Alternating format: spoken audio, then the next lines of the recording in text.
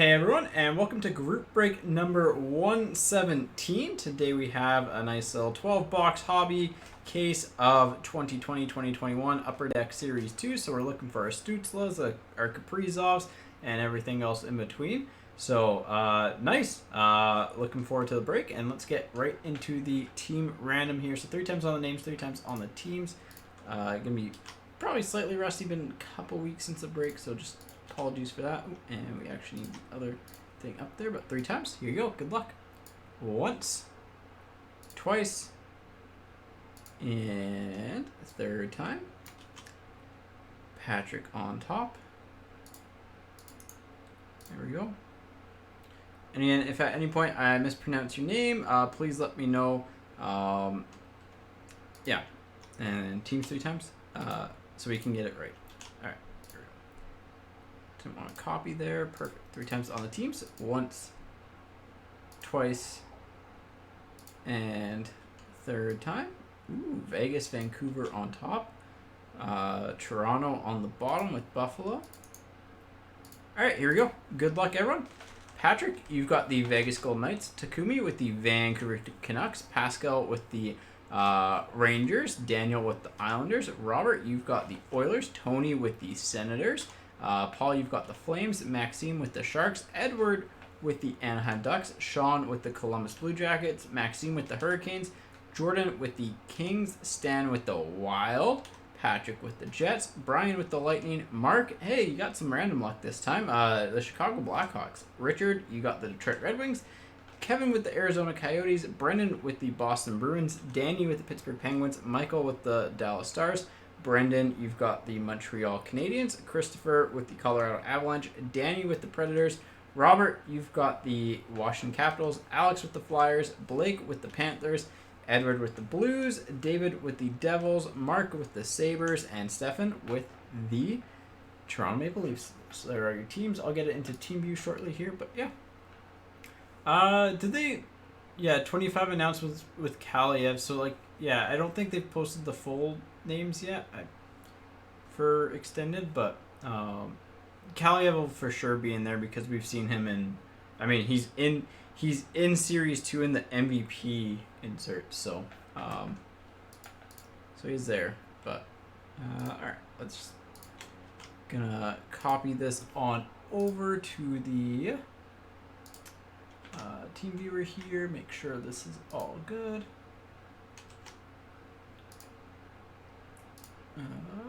Final NHL team view live, final PNG, replace large, make sure it's all good. Yep, looks good. Perfect. Again, if there's ever a discrepancy, here's all the teams, so there you go. So yeah, here's the list of names and teams. Again, all it is just the random, essentially, just an Excel spreadsheet and then that. So, but yeah. Eichel as a Sabre. Oh yeah. I mean, that's one of those situations where I don't see the team. I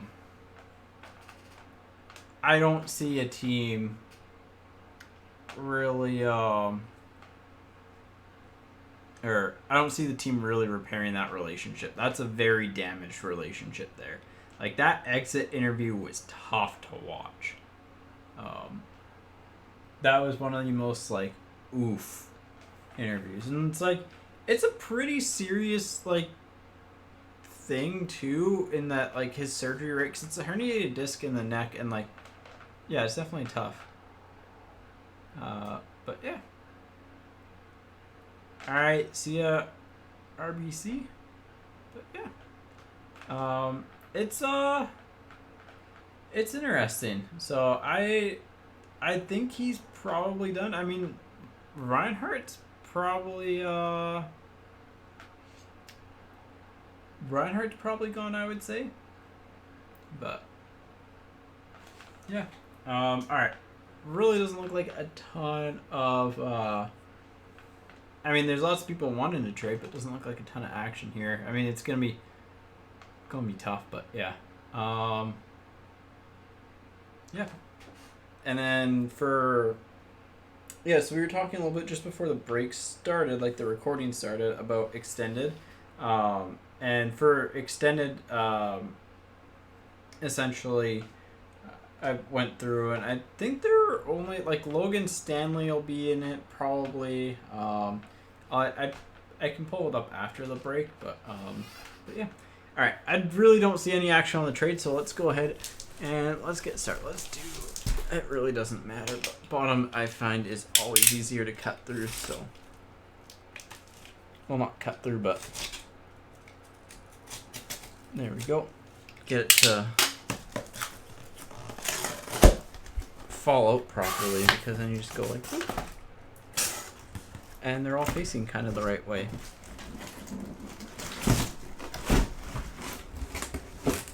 Oh, look at that, nice and smooth. Hey, we're in a no rust on the box. Oh, the case number was. Yeah. Let's see if I can get it back in. It is. If you care, I don't know if it'll focus, but it is 138. Here, we'll go full screen again for this. 13895455300003064. Yeah, last time we traded the Islanders, the person was an Islanders fan too. I think Sean, right? He's got Columbus in this break. So. Yeah, it's the Eichel surgery, but yeah, I'll get back to extended in a second because we were also talking about Eichel, and like, yeah, it's a weird one because it's like, you know, for the player, when it's like my best option to recover and get back to being like 100% is doing this, then you want to do that, right? Like, that's what he feels like is best for him, and you know, sometimes you gotta do what you think is best, and it's like if the medical professionals, like a couple of them kind of agree with that, then, you know, but if both of them didn't, then who knows. It's a really, really interesting dynamic. So yeah, anyways, let's get started. Let me know what you think our top poll of the day is going to be. I'm going to go out on a limb and say, last time I think I said we're going to get a box filler today. Our last, like, I think we're in a 3 or 4 case streak here where no box fillers, so let's hope we get one today. It's really bad that has to be the call. Well, not bad, but in all seriousness, I think we'll get like kind of a mid-tier French young gun, so like Hoglander, Miller type. Not the best, but not the worst. Also, apologies, my cat is going to be a little bit annoying today because I haven't done breaks in a little bit, and she likes to scratch at doors because she can't see me right now. So she's a little demon, but we love her anyways. All right, here we go. Pack 1, box 1. Good luck, everyone. Let's get some cool stuff. But yeah, back to extended. I know we're kind of jumping back and forth between topics. You know, looking through the checklist, like potential checklist, it'll be interesting to see what they do, because obviously there's a little bit of a shortage of rookies. Jamie Benn for the Stars on the canvas. There's a little bit of a shortage on rookies just with the delay, and I know at the start it had the February 12th cutoff, and I think there were, by my count, I could be counting really wrong, only like 12 to 14 rookies that don't have rookie cards yet from the past year. Hedman for the Lightning on the award winners. Just making sure I'm not missing anything. Okay, no, we're good. So, yeah, and it's one of those like really interesting things where it'll be interesting to see if they kind of like bump up that deadline a little bit, or what they do kind of to make up for it. So it'll be, again, interesting. We have for the Dallas Stars base variation, the suit version. Nice green suit there of Heiskanen. So Heiskanen on the image variation base. The good old suit. That is a green suit if I've ever seen one. That is a green suit. Next up, yeah, it's going to be a really interesting offseason. Zagadulin for the Flames on the blue OPG rookie. Let's put those there. Just because you've got a lot of coaching vacancies.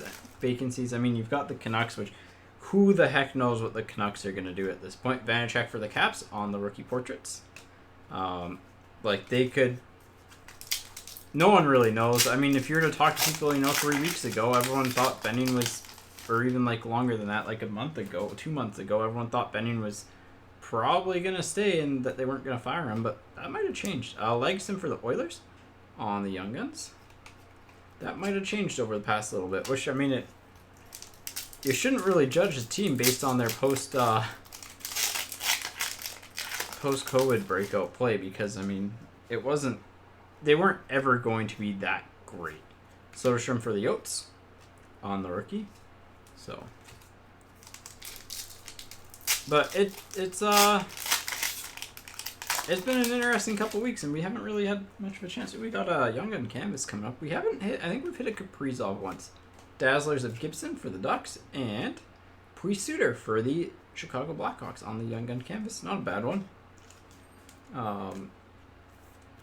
But yeah, it's be interesting to see what happens in Canuckland. Laugh's gonna be fine. I know there's a lot of people that are worried about it. The Canucks are not set for the future. They really aren't. The Canucks are set for mediocrity for a long time right now. It's not... there's no sugarcoating it. They're not set up well for the future. Romanov for the Habs on the Young Guns. They have very little in the prospect pipeline. They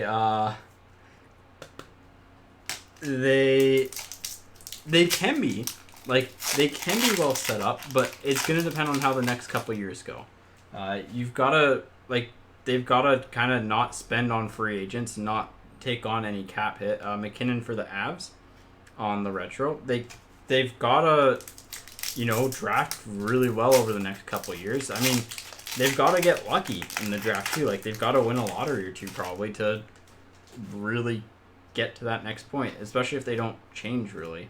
Entwistle for Chicago on the Young Guns. But yeah, they have to get rid of all their bad contracts, which there's a lot. Some come off the books this year, some come off next year. Byram for the Avs on the portraits. But outside of Hughes, outside of Pedersen, if Demko can keep playing like he's playing great, you've got your goalie. If Rathbone can keep playing like his early reviews are, great. You've got a good, second pairing guy. Kivaranta for the Stars, but they just don't have, especially when you look at what the divisions are going to be, they just don't have the depth. They don't have quite the same top end talent that some of the other teams do and are going to have. It's gonna be tough. Subban for the Devils on the canvas. I will say, I think there are points where they could be really well set up. It's going to be a couple... they're going to have to still rebuild over the next couple of years, which isn't great when it's year... I don't know.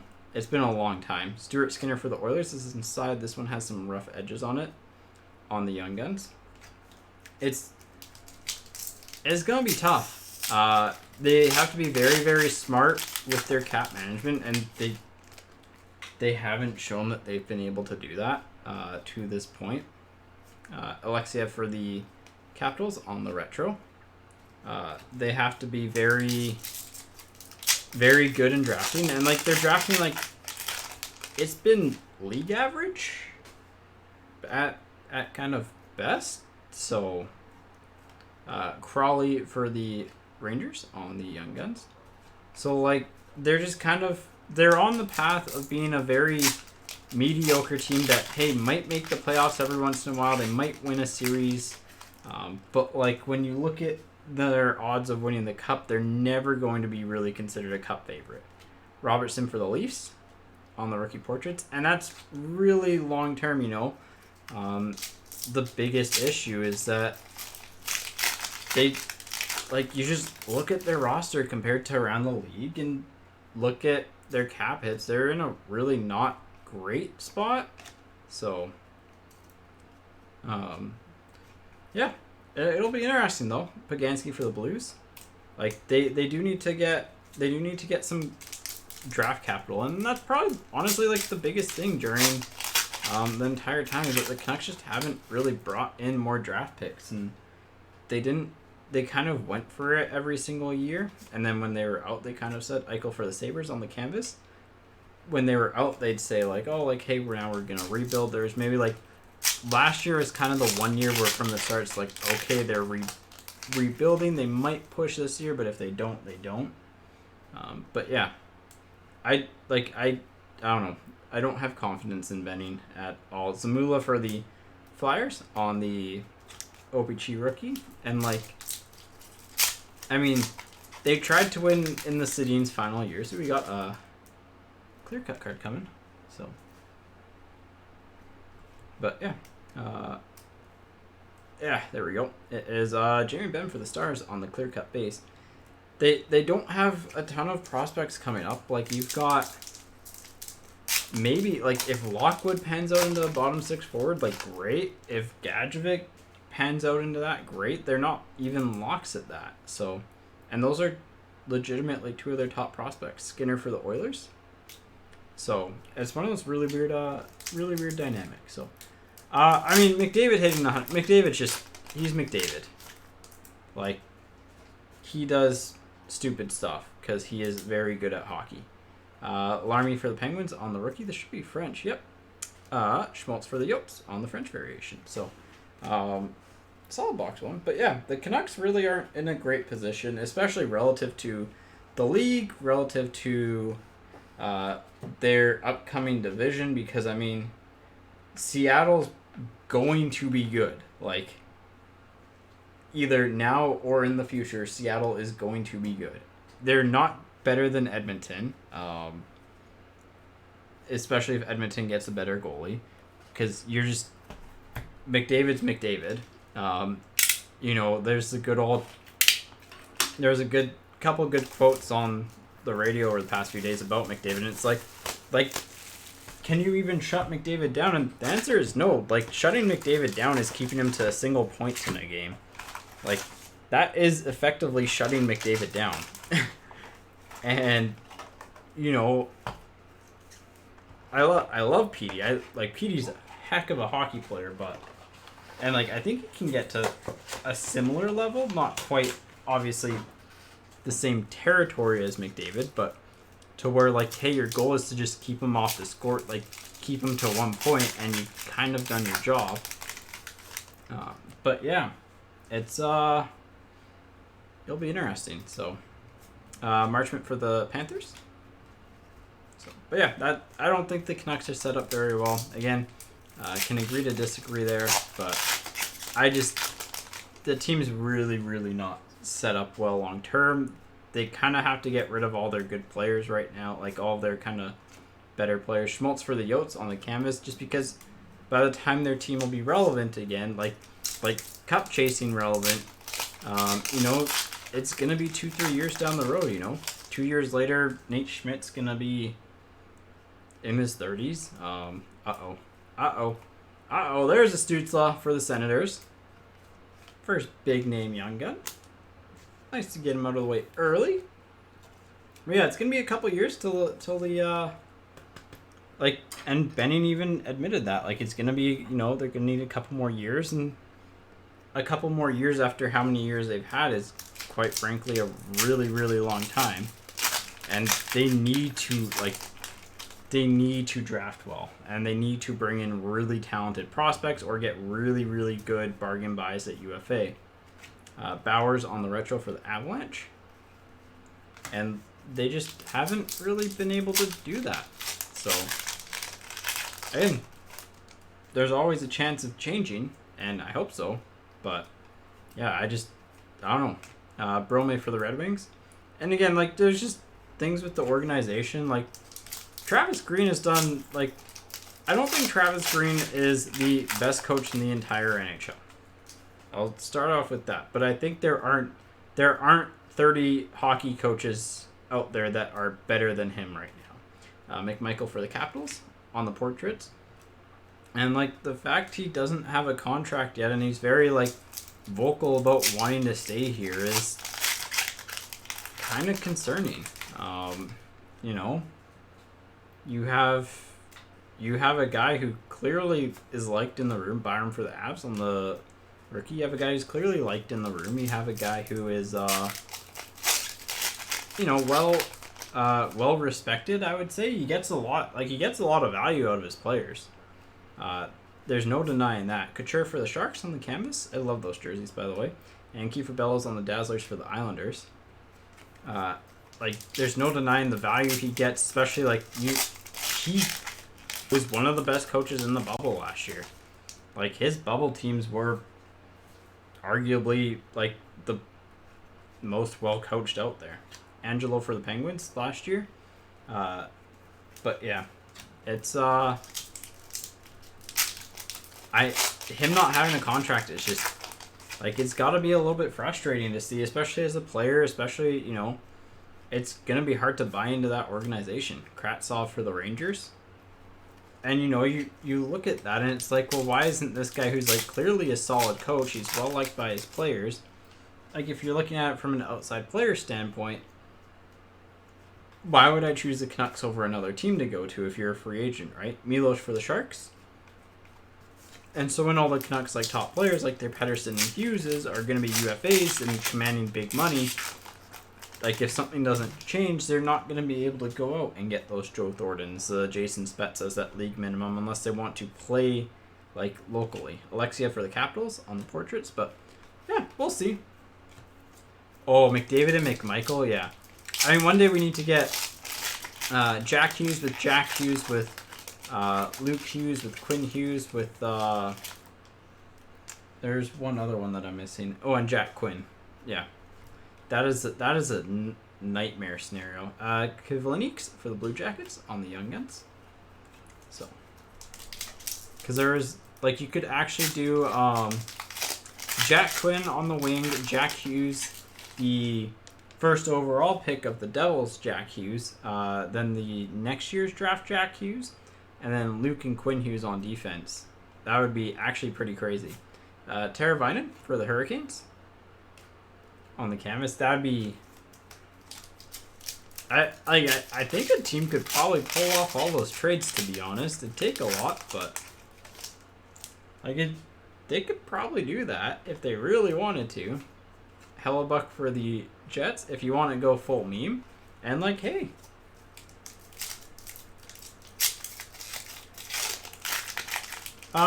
early, because, I mean, it's been statistically proven for numerous years. Prisky on the red for the Panthers.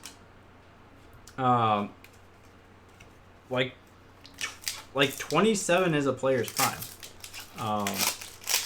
27 years old is really, technically speaking, like, the prime of a player's year, and as they kind of get over that, like, they'll kind of stay at that level, but they won't improve, and if anything, they'll start to slowly go down. And with that comes more injury concerns and stuff like that. Prisky on the blue for the Panthers. Well, there you go. Gonna have the rainbow there. But, like, Boston's two best players, I would say, are Pasternak and McAvoy, and they're young. Like, Bergeron's still good, Marchand's still good, but those are, like, elite players. Soderstrom for the Yotes, like, the Canucks don't have a Bergeron. They don't have, like, I love Bo Horvat, but he's not Bergeron. He's not Marchand. He's not Pasternak. You know, the player that's in that tier for the Canucks is really Pettersson. Regula for Chicago on the Young Guns. And, like, again, just looking at historics and aging curves and stuff like that, like, as much as conditioning is getting better, it's also, the game's also getting younger because, you know, younger players are able to skate faster, and it's just a thing. Carlson for the Golden Knights. Like, even Tampa Bay, their age of their top players is on the, like, they're they're younger. Right? I think I forget what the average age is, but a lot of Tampa Bay's best players are under 30.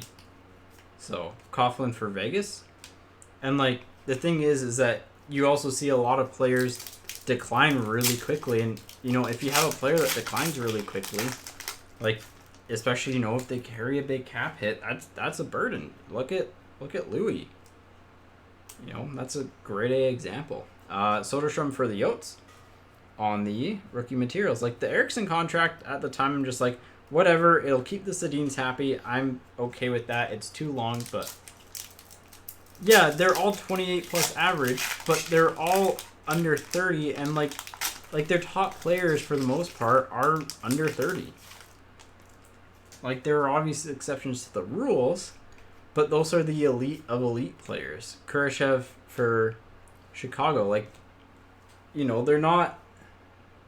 It's not like, you know, they're getting, I don't know, let's throw like Brandon Sutter out there. Like, I mean, Brandon Sutter, he is, oh, there's one pack left. Like, Brandon Sutter isn't gonna really get much better. I mean, heck, Tyler Mott had a career year this year. And then Joseph for the Penguins on the rookie portraits, and Bokas for Chicago. Like, but like, you know, he's not gonna get better, and the Canucks don't really have, you know, they don't have those players that you can reliably look at their aging curves and being like, yeah, they're gonna defy what the typical aging curves are in the league. So, it's, again, as much as those teams are quote unquote older, you look at the age and the impact, like how old the impact players are, and like your elite players are still gonna be likely elite at that age, but it's, you know, your depth players and your role players that matter, and you do need the young talent. Like Vegas is kind of the one that's, I'd say, the quote unquote exception, but a lot of their players are just in that elite category, and even then, like, long term, they don't have a ton of great future assets. They're kind of all in right now, and I mean, fair enough. But yeah, you know, so it's definitely like there's definitely players who can defy it. Send for the Devils on the marquee rookie, like that can defy the aging curve, but it's just like the overwhelming majority of players, just their aging curve kind of, you know, 24, 25 is kind of when players peak. Program of excellence. Oh, it's an Iggy. For the Flames, I just, yeah, it's the Flames.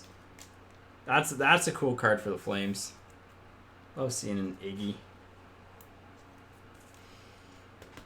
I like that. Who had Calgary? Probably not looking, Paul. Probably not looking for something major, but nice little Iggy.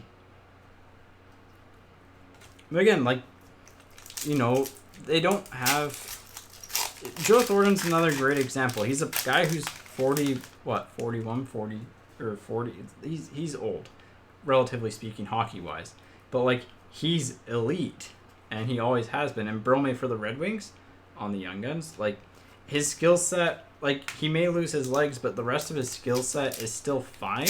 And, like, he thinks the game at a fast level and a high enough level that he can make up for it.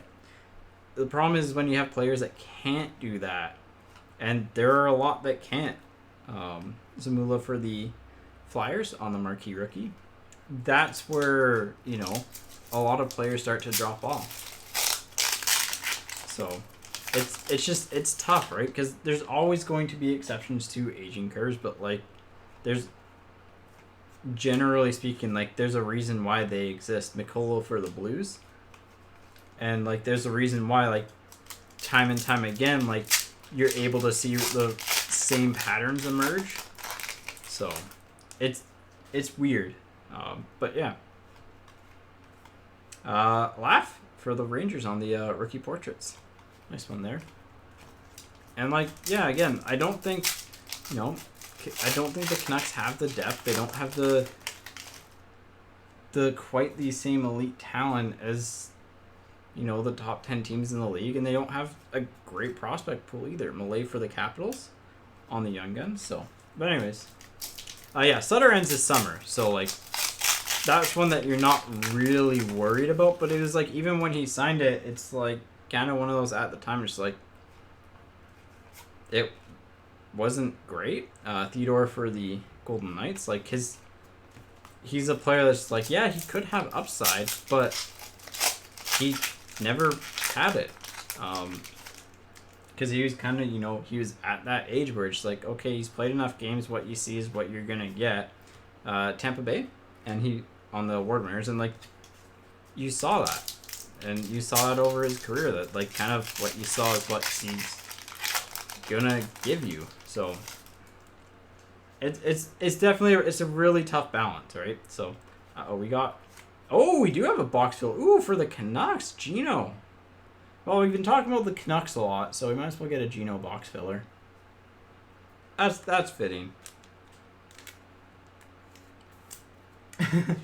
But yeah, it's definitely a weird balance, like trying to figure out that. And it's like, again, Tampa Bay is a really good team to point out because not only do they draft well, they develop extremely well. By the way, boxes that, like, a lot of times there's been a box with the box filler, they've had the clear cut. Ottinger for the Stars on the blue. But like Tampa Bay has drafted so well. I mean, but the problem is with Beagle and Roussel, you can't pay that much for teachers. Nigel for the Sharks on the rookie portraits, because by paying them that much, you can't afford good players who can also do that, like Toffoli. They are like, and Jay Beagle honestly isn't better than 12 forward, 13, 14, maybe more forwards in the Canucks organization. Belzile for the Habs. Maybe at taking faceoffs, but like overall game, like he's past, he's one of the players that aging curves, point out that they don't have great success long term. Just because the more you're a grinder, or you play kind of that physical defense style of game, the less likely your skills are to translate later. Palmieri for the Devils on the canvas, and Foodie for the Blue Jackets on the Dazzlers. So, but yeah, like in a salary cap world, your players like that need to be on, like they either need to be very, very good players, or they need to be on relatively priced contracts. So, because those are the type of contracts that do actually hold your team back long term. Höglander for the Canucks, by the way, like honestly, will probably end up being the best second round pick in the past while. So, but yeah, like it's one of those things. Like in a cap era, you can't overpay in your bottom six, especially if they're not. Like, if they're players that are just like, yeah, they're not great, you can't overpay them, right? Skinner for the Oilers, it's just the cap world. No, like, it's good to talk about. Like, there's always, like, differentiating opinions, and, it's always good to talk about. And, like, leadership and intangibles are very, very important in hockey. Like, as much as, we kind of, a lot of people gloss over them. Foot for the Lightning on the Young Guns. Yeah. Again, the thing with the contracts, like, they're not horrible. I don't know why I'm sleeving up the foot, but that's just bad habit. They all get sleeved up later anyways. They're not short, though, is the problem. Like, shorter 1 to 2 years. Like, anything going 3 to 4 years is kind of at that term range, especially at that age. So... they were shorter comparatively, but overall they're kind of the same thing. It's a misevaluation of pro talent. Broberg for the Oilers, and it's overpaying for depth. And it's like, even at the time, they were paying Beagle, and they were paying Beagle knowing that his best case scenario was third line center, and they're paying him what you kind of have to pay, like a kind of 2B guy. Kivlenix for the Blue Jackets on the Young Guns. So, and again, like, you're never always going to be able to get the Thordens. You're never always going to be able to get the Spetsas at, like, the cheap bargain deals, because those are players that are just, frankly, they're going to go to the place that's either closest to their hometown or the best spot for them to win. And, like, you're not going to get those until you get to that point. The Canucks were actually one of those teams at a certain point. Hints with the Dallas Stars. Like, during their best years, that's why they were able to get players for cheaper, is because they bargained really well with that. Just being like, hey. So, but you're never going to get there by overpaying depth players. Berdine for the Jets. And so it's one of those things like, yeah, like, the contracts aren't as quote-unquote awful comparatively, but overpaying a fourth line. I think we have a clear cut, by the way. Same as the box filler. That is one trend that I have noticed. Is it Leonard? No, it's Shellman. Joel Shellman for the Sharks on the clear cut. So, like, it's definitely tough, right? It's never going to be a straight A and B comparison, but you're better off overpaying a good player by $500,000, $1 million. Heck, even, you're better off paying Marner $10 million a year than you are at paying depth players above their wage. Laugh for the Rangers. Like, you're much better off paying Marner, as much as, like, I'm not a fan of his contract. It's, quite frankly, like, $2 million too high for me, but, like, he's still really good. But Johansson for the Sabres on the rookie portraits, and Terry for the Ducks on the French variation. But, like, you're much better off paying that $2 million than overpaying two depth players by $1 million each. So, it's one of those, just like, if you're always overpaying for leadership and you're always overpaying for stuff like that, like, it does have a value. The problem with overpaying for it is that, at the end of the day, you can have the 20 best leaders in the NHL on your team, but if they're not the best if they're not the 20 best hockey players, then you're not going to win. So, like, it's really tough. Like, and it's a really tough balance to get, right? I mean, I think JT Miller's a really but, like, JT Miller is a good example of a player who, like, I think can be a good leader in the right circumstances, but I don't think he can be, the leader on your team. You need some voices to kind of insulate him, type of thing. Alexia for the Capitals, and even, you look at Chicago. Chicago's actually a good example. As much as everyone's like, yeah, Taze is the captain there's very clearly moments where, like, hey, like, Taze was very frustrated and someone came over and talked to him, like Seabrook. Like, Riley for the Senators on the canvas. And when you have a good team, what happens with the good team is that, the morale's a little bit higher. Players are a little bit less frustrated. You can you can joke around a little bit. You can have a little bit of fun. Players are more comfortable with each other, type of thing, right? Vidimo for the Capitals, for the Habs on the Young Guns. So it's really tough, right? And, like, again, leadership does have a value. Like, you need those people who have experience or are able to kind of rally the team together, whether it's through their on-ice player, through cracking a joke in the locker room, Larmy for the Penguins, or just being good examples, right? I mean, you look at the Sedins are great examples. Like, they may have not been, we don't know what goes on in the locker room, but, they may not have been the biggest vocal people out there, but they were great in the community. Leonard for the Sharks on the Young Guns. They were great in the community. They put in tons of work ethic. Like, I don't think you'd find two players that really worked as hard in the offseason as the Sedins did, to be honest. And they were great examples that way. McNiven for the Habs. I just need to take a quick drink here. I've been talking a lot.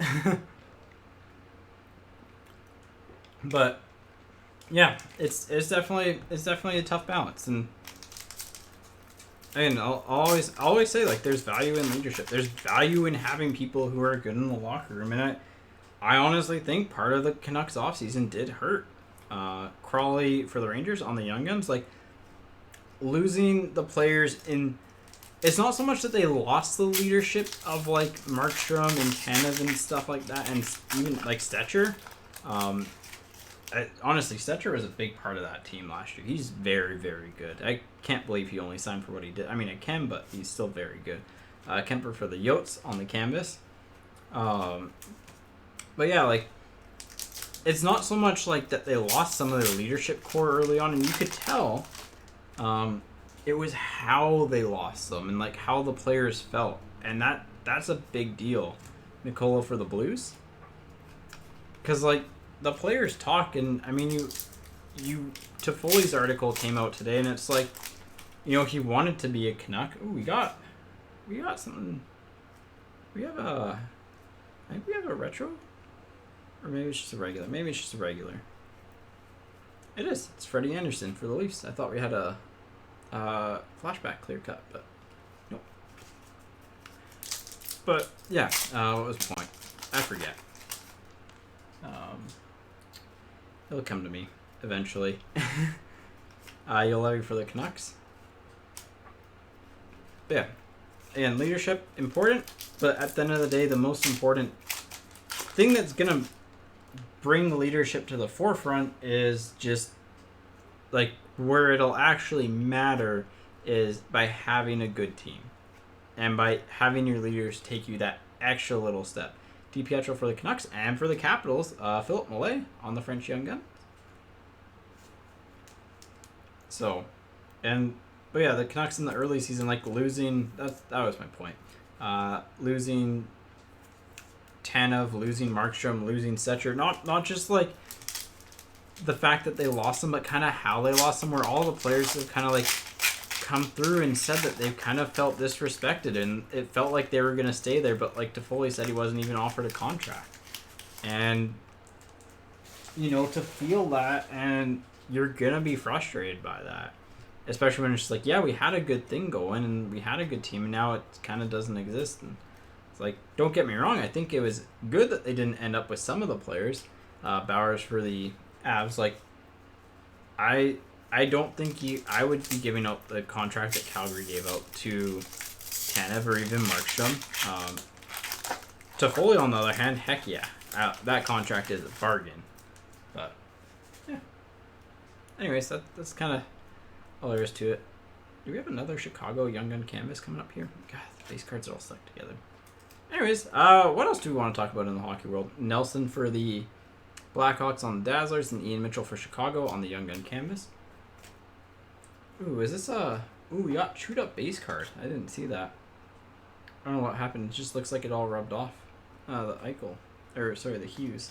Is it stuck on the back one of the cards? I don't know. But, yeah. Yeah, playoffs are starting soon. I think it's the Central... Yeah, the Central Division. The Central Division with the most Eastern teams in the league in it. The two playoff matchups are between the... teams that have whatchamacallit, they're sharing farm teams, so that'll be interesting to see what happens in the minor leagues if there's bets or whatnot. Romanov for the Habs again. It's the second Romanov double dip in there. Kraken first player, Henman. Yep, I'm like, for a first signing, guy that, you know, GM's familiar with, having drafted him. Makes a lot of sense. Guy that looks overall like his draft year was really solid, kind of stagnated from there, but yeah, I think it's solid. So I think it kind of I wouldn't say it surprised me that it's not someone local, but just because they have some good junior teams there. Lawrence for the Hurricanes, but at the same time, like, makes a lot of sense. I think, like, long term, Seattle's a very exciting franchise. I am very excited for them. Yeah, I'm going full Kraken. we have our first checklist coming up here, I think. Yep. So between Buffalo and Ottawa, if we get 2 of these, again, each of you will get 1. If we only have 1 at the end of the break, then we will random it off. If we get 1 in like a parallel, so an exclusives, high gloss, clear cut, French, whatever, we'll do the random. Winner gets the checklist, or winner gets the higher valued one, loser gets the lower valued one type of thing. So yeah, I don't know, I'm very excited for the Kraken. It's gonna be like, the off season's gonna be crazy. I just have a feeling it's gonna be a really crazy off season. We got a flat cap with a bunch of like kind of stagnant teams, lots of names out there available. Entwistle for Chicago. You know, I think we're gonna see some. I actually think for the first time, like, we're gonna see a decent shift in the league. Like, lots of hockey trades. I wouldn't be shocked to see some like more aggressive buyouts. But yeah, it'll be interesting. There we go. Oh my gosh, all of them are stuck together. Sorry about this. That's kind of frustrating. I'm late for the Capitals on the Young Guns. I don't have the playoff bracket beside me. Carolina over Nashville, and then Florida over Tampa. Oh, Kucherov's coming back though. Oh, that's tougher now. That one's gonna be a close series. Bennington for the Blues. Honestly, depends on who Florida starts. But I wouldn't be shocked if Florida takes that in, 7-ish games. But I think my hot take would probably be Florida there. That matchup's a lot closer than I think what it seems. McKinnon for the Avs. But it depends on health too, right? No Ekblad hurts Florida. But yeah, that's gonna be the toughest matchup.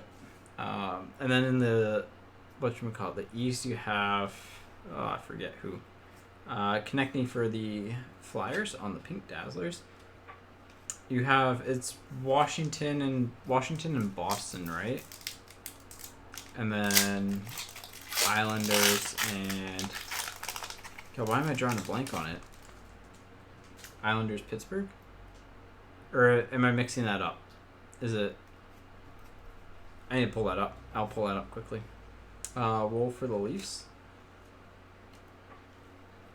On the base. Oh yeah, we hit a French variation. Isles and Penguins. Honestly, that one again. That's another tough one. Kivaranta for the Stars on the rookie portraits.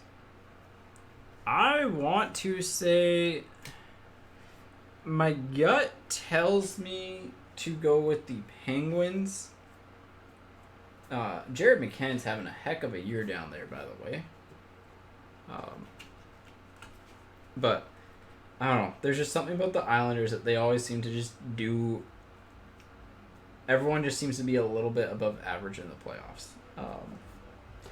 I think if the Penguins can get average goaltending, it'll end up being theirs. But yeah, I'll say. Let's go. God, that's a tough one. Penguins in 6. Penguins in 6 there.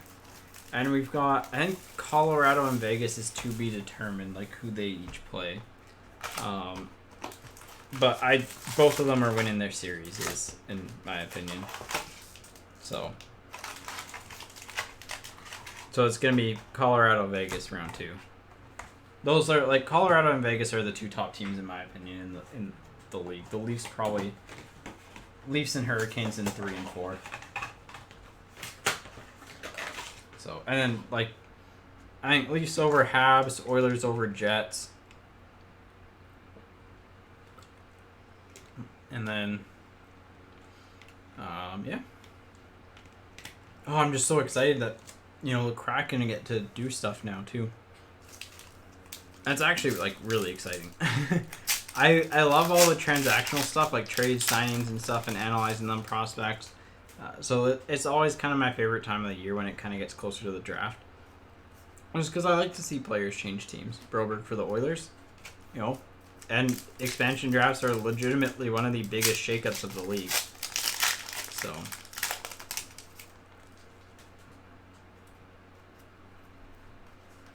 McCarr for the Avs and Riley for the Leafs. Honestly, that's the player that the Leafs should trade. Morgan Riley. I think long term his contract is.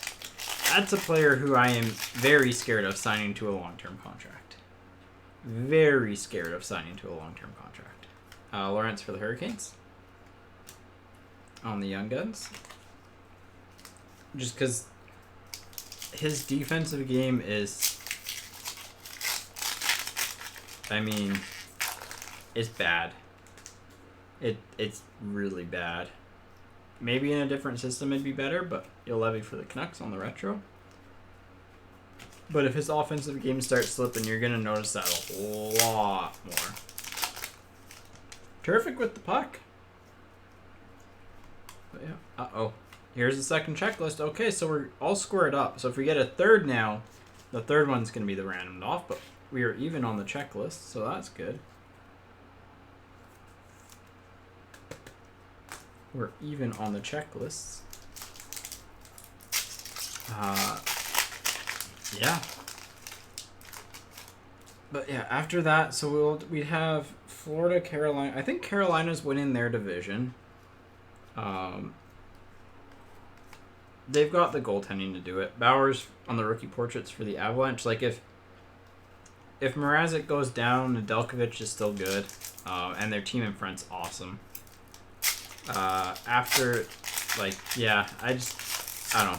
The Hurricanes are just a really deep team, and if there are any injuries, which there probably will be, should be able to sustain them more than another team. Killorn for the Lightning. So I think Carolina's winning their division. I just got this funny feeling about Boston. I feel like they're going to surprise. So, Joseph for the Penguins. Like, I could see Boston making a good push if, and this is a big if, McAvoy doesn't get injured. If McAvoy gets injured, okay, yeah, no, they're not going very far. But Sorokin for the Islanders. Oh, Daniel, you kept them this time. On the fluorescents. But yeah, I got a funny feeling about Boston. Wouldn't it be something to have a Boston-Toronto Cup final go to 7 games where the Bruins are up 4-1 and then the Leafs come back and win? That would be pretty funny, right? Larmy for the Penguins on the OPG rookie. So I like that as a yeah. I think Carolina will probably end up in the finals. At least that's who I'd be putting my money on. Ustimenko for the Flyers, Gardner for the Hurricanes on the French variation. They're really good. They're really deep. It comes down to goaltending, but they've got good enough goaltending to win. So yeah, and then again, Leafs in the North. If McDavid goes nuts, Vadimo for the Habs on the Young Guns. If McDavid goes nuts or Draisaitl goes crazy in the playoffs, which like very likely it can change, or Hellebuck as well. Those are kind of like the big three for me. I guess Carey Price, but I think Hellebuck's just more likely to than Price at this point. Lawrence for the Hurricanes. So yeah, I think we'll see like Leafs. I want to say Leafs, Avs, Carolina, and Carolina, Boston in the conference finals, and then probably I don't know, Hart for the Flyers on the canvas. Like the Leafs should have an easier path, like than Colorado or Vegas, like whoever comes out of that bloodbath, if it is those two teams, and if it's not, oh dear. Turcoff for the Blue Jackets. So yeah, I would say it's probably will be the Leafs. Like, just like doing my bracket in my head right now without really looking at too much, I'd say Leafs Hurricanes Cup final Let's go Leafs in 6. Mikolo for the Blues on the retro. That's not because I have a bunch of Austin Matthew cards that I'm sitting on right now at all. Just, waiting for them to do well at all. There's no bias in that. No, but I don't know. It'll be an interesting Cup final. Smith for the Devils. It'll be conference finals. I'll be very interested in this year. Just because it's the first time you'll get to see teams play against other divisions. And there are going to be a heck of a lot of overreactions to that, by the way. Khrushchev for Chicago on the rookie portraits. There are going to be a lot, like if there is a sweep in one of those, people are just going to be like, oh, that division was so much better. And it's like, no, it's just small sample hockey. It happens. Ingram for the Predators on the Young Gun canvas.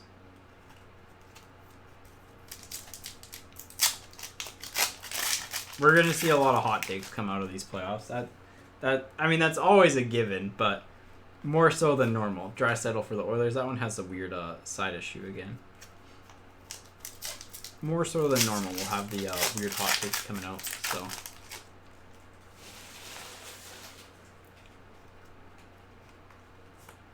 Kravtsov for the Rangers. Oh! That's a blank back. That's a blank back, Kravtsov. Those are extremely tough to pull. Pascal, there you go. That's why you check the backs in hobby. Super nice pull. Too bad it wasn't laughed, but we'll put it backwards. Gotta show that one off. Sorry, Timmy. You're gonna go on the side there. Actually, we'll put that there. Alright, there we go. Actually, we'll put it in the middle, because if someone pops into the Streamlight, they'll be like, why do you have a Kravtsov sleeved up and top loaded? Be like, blank back. That's the first one we've pulled out of Series 2 this year. That's a nice card. He looked solid for the Rangers towards the end there. Like, solid. Value-wise, they're not... They don't have the value that they should, in my opinion. Robertson for the Leafs on the blue. I was able to pick up a Krebs for $20, I think, and that's like extremely cheap though. That's just a really, really good deal. Their print run is extremely short. Hakanapää for the Ducks on the rookie portraits. But yeah, I'd say like, if it is a player that I am personally collecting and I see a blank back pop up, I have at least, like, depending on how good the player is, at least like $50 budgeted for it, because I just love them.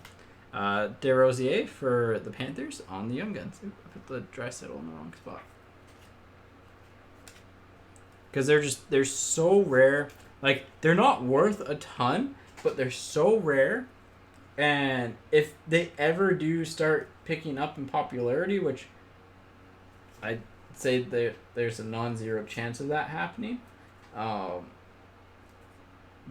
they'll be well liked. So yeah, Kravtsov is lower than Krebs in terms of play, and if you hit the right buyer in the right market, and like someone that actually like knows how rare they are, you can get a pretty penny for them. So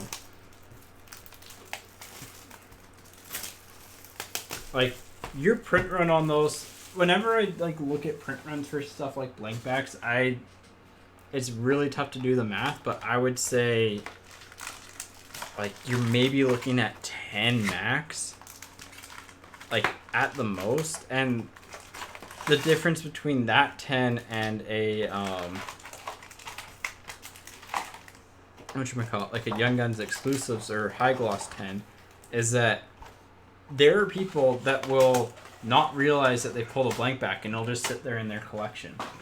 So your odds of seeing them are, I'd say, probably about the same as a high gloss, if not lower. It just depends on all the print run and how much. Again, there's no stated odds for them, but they're extremely rare. They're the hardest thing to pull.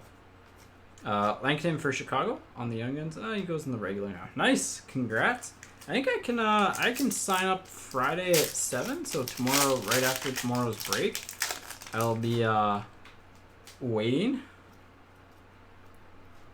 trying to book mine. It'll be close to my birthday when I get it, I guess. Wheeler for the Jets. Based on when I saw some people booking that were in the 30 to 35 bucket. So yeah, BC's done a really good job at like their vaccine rollout. So I'm pretty happy seeing that. So Harley for the Stars. And my partner, she got her first dose back in late April because she is a teacher. So ooh, nice rookie photo shoot flashback materials. We haven't pulled one of these yet either. Kinda hot for the Philadelphia Flyers. First time we pulled one of these. They're tough to pull. I don't have the exact odds of them in front of me, but they're really tough to pull. So, and kind of goes in the cool card value-wise, not the highest, but cool card. And I like those cards. I think those cards, you know,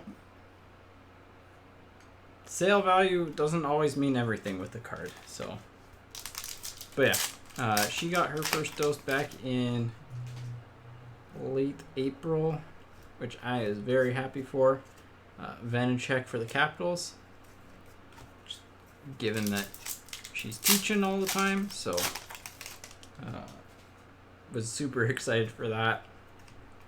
And she was too. McLeod for the Oilers on the portraits, Couture for the Sharks on the variation, the French variation. So, yeah. Looking forward to getting mine.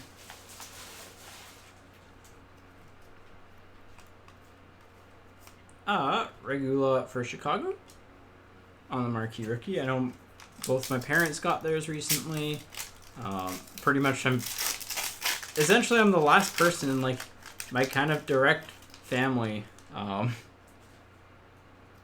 that has gotten it, and it'll be like kind of a month between everyone. So ooh, that's a cool one for the San Jose Sharks. Owen Nolan on the retired canvas.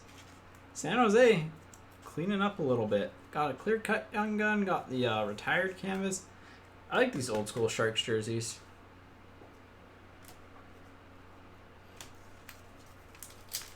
So, but hey, I'm like, that's a green jersey.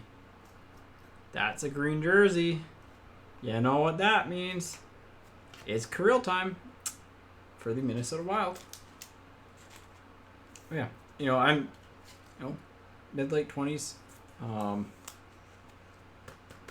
able to work mostly remotely, so, you know, it makes sense that I'm kind of towards the end of the vaccine lineup, so, but I can tell you, I am very excited, and I am someone who hates shots. Hellebuck for the Jets. So I do not like needles. So Yellowson for the Flames on the Young Guns.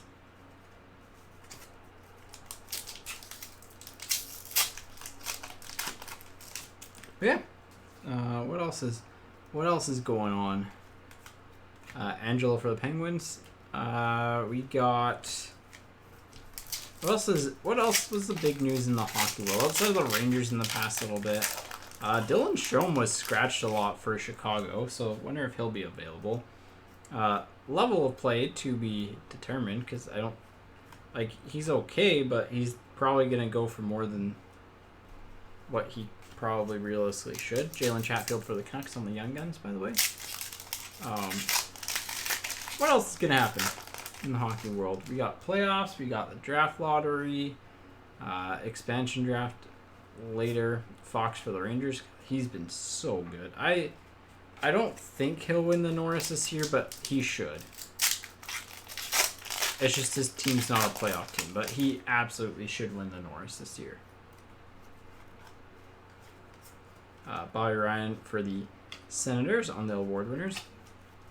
I'm not saying I told you to look at Fox stuff in like November, a little bit before then, and even like after then, but I'm just throwing it out there. Seth Jones for the Blue Jackets on the Pink Dazzler. Speaking of players, Jason Robertson. I gotta get rid of some of my stuff of his.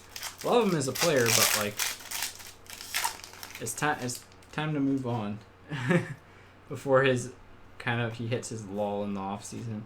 Dumba for the Wild. Although he is playing at the USA Worlds, so that actually the Worlds is another good topic because we're seeing Owen Powers for Canada. So top prospect for this year. Oh, we'll talk about prospects after this. That's actually a good idea. Korshkov for the Leafs on the rookie portraits. So we'll get to see him. I know some people have him going number 1, and then Bernier's number 2 is kind of like what I've seen over just off like couple mocks early on. I like his game a lot, so he's going to be playing for the U.S. Afala for the Kings and Norris for the Senators. Canvas and Dazzlers respectively. So the U18 goal, the U18 was just that was a tournament. Bedard, Mishkov, Shane Wright, like Hagel for Chicago on the Young Guns. It's the 2023 draft, like this year's draft, the top end doesn't look that great. Probably won't end up like historically being that great. But then 2022, you've got Shane Wright, who looks to be absolutely insane. Byram on the retro for the Avs. I don't think we'll get another blank back, but you never know.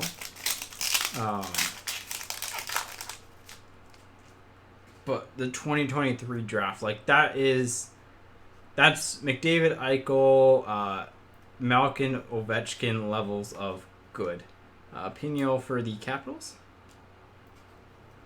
on the Young Guns. It is going to be insane, and oh boy, you just hope that you don't trade your first round pick away in that draft, because could you imagine Lawrence for the Hurricanes? And also for teams that are in kind of a rebuilding phase, you might want to look at getting your 2023 first from teams that might not be super competitive then. It might not hurt having just a couple extra lottery chances. Krebs for the Golden Knights. I think, we hit a French early on in that. So, but yeah, Bedard is just... If Bedard looked like the best player at that tournament, and honestly, like, the scary thing with him is that he looked better than every single 17-year-old player that is drafted. Like, if he was 17, like, his production at that tournament would be phenomenal. He was 15. Like, he was 2 years younger. Like, what he did was just crazy. Like, if you literally just said, okay, he is 17, he'd be an instant first overall pick this year. Like, instant, not close. But we still gotta wait 2 years for him to get drafted.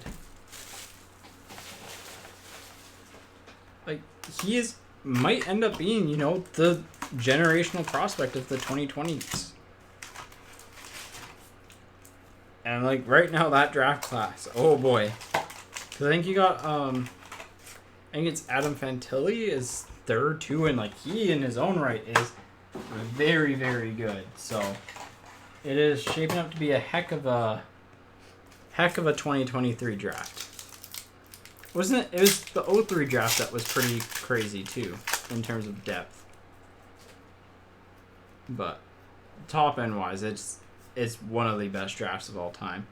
McNiven for the Habs. Obviously, a lot can change in a couple of years, but like right now, that is looking to be one heck of a draft class, and I just hope that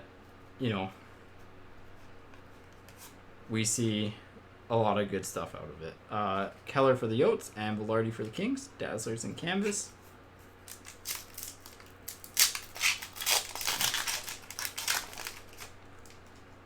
Yeah, hopefully everyone's having fun. Again, it's good to be back doing breaks. Mitchell for the Chicago Blackhawks on the Young Guns. Any big names that we haven't seen? Keandre Miller, we haven't seen Sorokin. Those are really the only two off the top of my head. Broberg for the Oilers on the retro.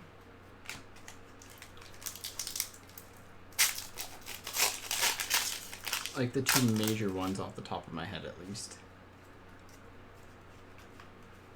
Well, there's Miller for the Rangers, right on cue. Yeah, Detroit's going to be an interesting team to follow, too, because like they're definitely still in a rebuilding mode. They know that.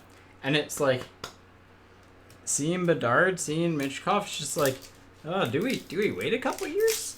Like, hey, should we wait to fully come out of that rebuild until then?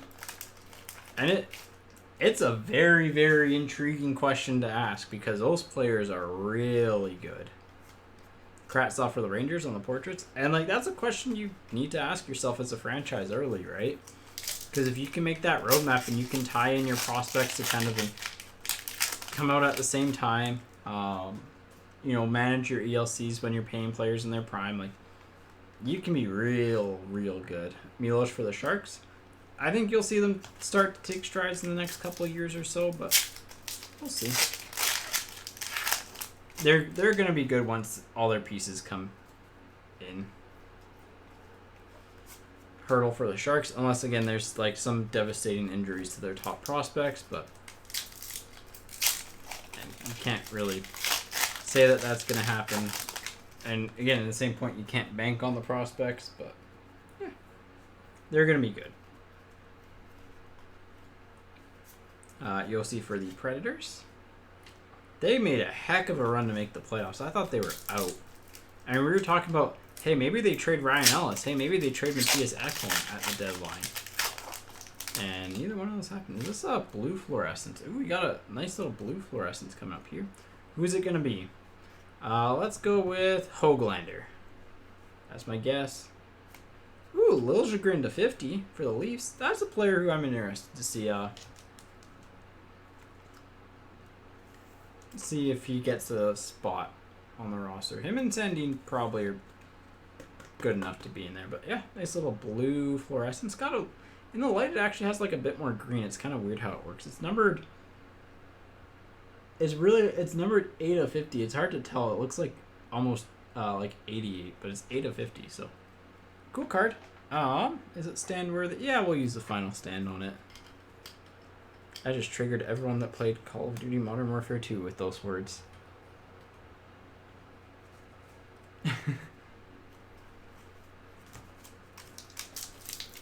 He's kind of hiding in the corner, but honestly, he's cooler than the Carter Hart. But yeah, we did good on our fluorescences. Yeah, a card for the Avs on blue.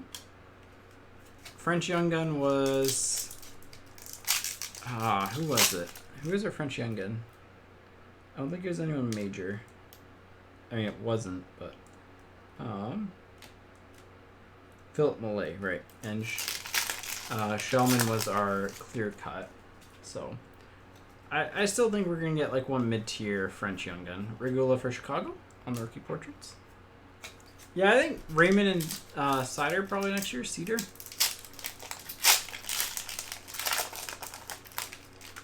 And maybe, I think Bregan as well, or Berggren, sorry. He is going to be real good. McMichael for the Capitals, at least like on paper, he should be real good. So he'll be the next year's hockey card crop could be just crazy. I know we were saying that a lot about this year, but like next year's could be even better because some of the players we were expecting for this year are next year now. Rantanen for the Avs. I mean, Byfield's next year. Zegras is next year. Or, no, Zegras might not be next year, actually. I don't think I've seen everything, but Caulfield is next year for sure. So, like, we know that Caulfield's next year, so we know that any player that debuted after him is next year, which is Byfield. Sharon Govich. This one has, I can't tell if that's a print mark right there. It looks like it is, or if it's a photo. I don't know. Honestly, it looks like it's an ink mark, but Sharon Govich for the Devils on the Young Guns.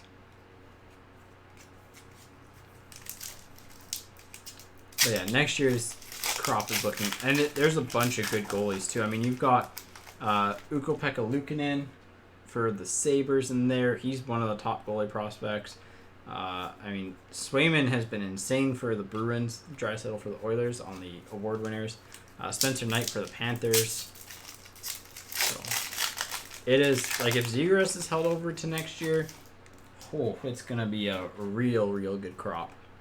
Which is good because the draft isn't super strong, so it'll help balance that part out. But send for the Devils on the Young Guns. But yeah, I'm very much looking forward to it. I mean, Cole Lynn can be in it, and like he's just in terms of a young gun, like a decent depth one. Zamula for the rookie portraits for the Flyers. So extended, like if they do extended next year could be crazy as well, depending on what extended this year looks like, right? So, but I think they've already posted publicly that Caulfield will be next year, so it's safe to assume anyone that debuted kind of either at the same time or before or after will be next year. Nizov for the Sharks. I don't know about Zegras right now. I feel like they might try and sneak him in, but we'll see. Rene for the Predators on the canvas. Good. What else is there's someone that we'll probably see traded. Sam Reinhart. Kravtsov for the Rangers. What else is there? Another 3 fluorescent case. That's solid. One parallel obviously being good. All right, who are we gonna guess? Let's go with. I said Höglander last time, and it was Toronto. So whoever I think it needs to be a team higher than this. So I'm gonna say Krebs, so that way it'll be Höglander. Nope, it's Berdine. Right area for the team though. It's in the lower half of the alphabet. Berdine on the fluorescence for the Jets.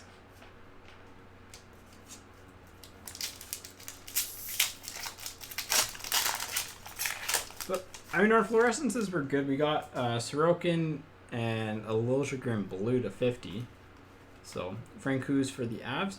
Like Liljegren will never be the highest selling player. His game probably doesn't suit that. But I think he's a good player still. So Francouz for the Avalanche on the rookie portraits, and Marchand French variation for the Bruins. Alright, so almost I mean not almost halfway there. We're over halfway there. So yeah, let me know what prospect you're looking forward to seeing next year. What rookie cards you're looking forward to the rest of this year.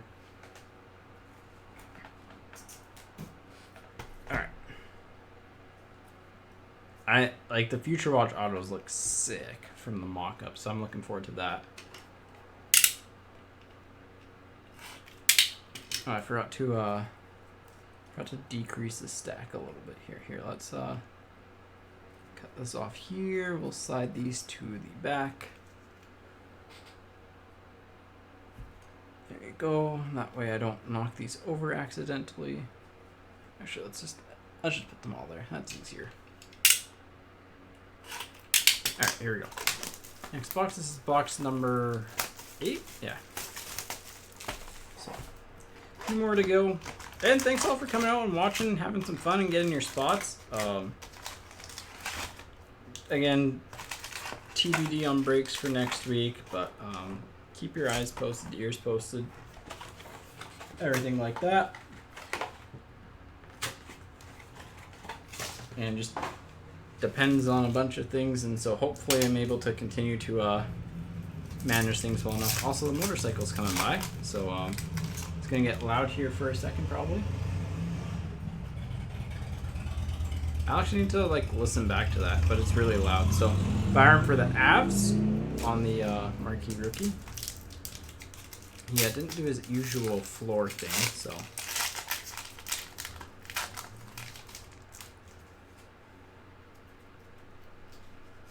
Tavares on the canvas for the Leafs, and Mantha for the Red Wings on the Dazzlers. Oh yeah, Kuznetsov is another name that's apparently on the trade block, but like, I don't think I'd ever want to go out and trade for Kuznetsov anymore. So, like, he might be KHL bound. Well, there's another Keandre Miller for the Rangers. Nice young gun there. So didn't get one for a while, but now you got two. Like, he might end up honestly being... I don't know how many years he's got left in his contract, but he might be KHL bound sooner rather than later. So, definitely a name to watch. Joseph for the Penguins on the retro.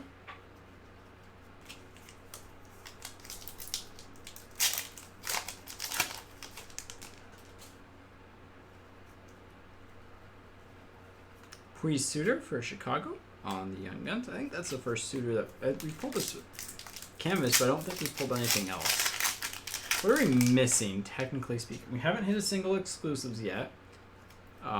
We haven't hit our second French Young Gun. Unger for the Stars on the portraits. So that's like kind of the main thing.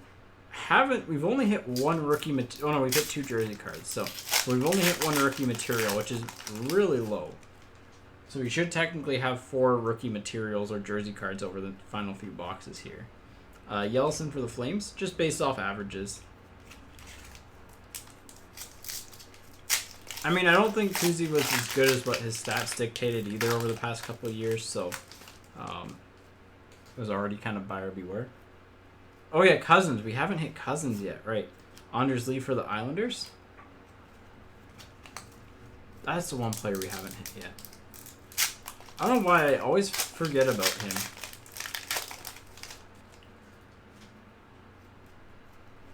Even though he's on the checklist. Coughlin for the Vegas Golden Knights. Let's see. Who haven't we hit? We've hit Kaprizov. Yep. No Gage Quinney yet. No Marchment yet. I don't think we've hit a Hakanpää yet. We haven't hit Sorokin yet. We haven't hit a Gross yet. Haven't hit Kolazar yet. Haven't hit Barabanov yet. Kasha we haven't hit yet. I think we've hit Skinner. We haven't hit a Braden Burke yet. So definitely still some that we have to hit. Sorokin and Cousins being the big two. Here's a rookie materials though. Jake Evans for the Habs.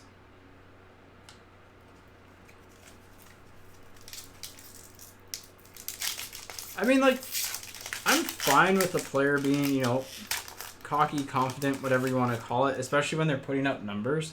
Because it kind of makes things fun. Speaking of Kuznetsov, it makes things fun, it makes things interesting. Kershaw for Chicago, and, you know, seeing players have fun out there is good and enjoying it. Like, hey, if you score a goal, celebrate. Like, if you want to, right? Obviously, if it's like a 8-1 game, maybe don't do the full-on celebration, but Alexia for the Caps and Mate on the French variation for the Habs. So, but yeah, there's definitely a fine line. So, I think Ovechkin is a pretty good example of that fine line between, like, confident and, like, cockiness. So, Pavelski for the Stars. We're like, I mean, he knows he's an elite talent, and, like, when he hit his big milestone, his goal celebrations were just great. The hot stick one is still one of my favorites. Here's a Stuart Skinner for the Oilers. If memory serves me correctly, a lot of times we hit, like, a French variation of the clear-cut Young Gun we pull. So that should mean we get a Shellman on the French variation. I don't know what it is. It just seems like that happens, but it's just kind of weird. Krebs on the retro for the Vegas Golden Knights. We have hit a blank back, though. That is a card that we haven't pulled yet. Still haven't hit a Fanimation in all of these Series 1 and Series 2 that we've opened up, and we've opened up a lot of it. Like, it's at the point where we're kind of beating the odds by not getting it anymore. Regula for Chicago, even though there's no stated odds.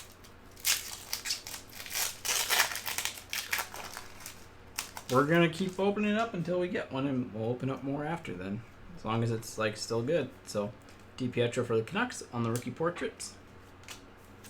But yeah, Kuznetsov's probably on the available list. I mean, it's gonna be an interesting summer. Marchment for the Panthers.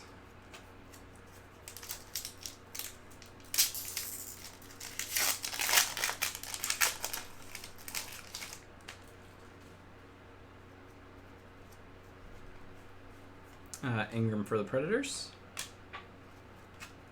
The Predators are another team that's really interesting to see what they're going to do over the summer, given that they, looked like they were pretty much going full in for a rebuild, but then got a hot streak and made the playoffs. So we'll see what they do. Send for the Devils on the Young Guns. We should have another street image street clothes variation. And yeah, Young Gun canvases. We probably have 2 more left after this one. Evans for the Habs. On the Young Gun canvas. It's been an Evans kind of box.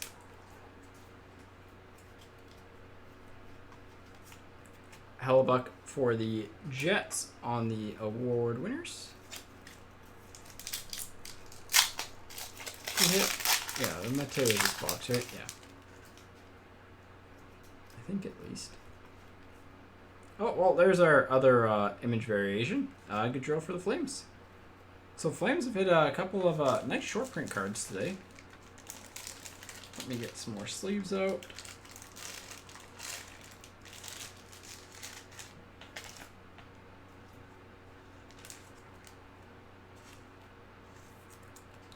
Gaudreau for the Flames on the image variation. I love how I love the fact that the Kravtsov retro rookie is front and center, and people that come into the stream might not realize that that's they might be like, why is that there? And it's it's a blank back. It's a rare pull. McLeod for the Oilers on the blue. So I don't know. There's just something about the allure of them being so tough to pull that I just love. So I always love my blank backs. They're always super nice. So all right, I'm just gonna have another sip of some Gatorade here.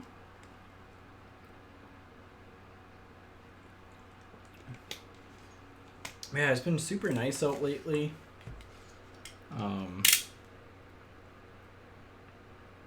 Part of my road to feeling better stuff, or at least making it manageable, is doing more exercise. So the nicer weather's definitely helping. However, if it gets too hot, I might ask for some rain again to cool things down.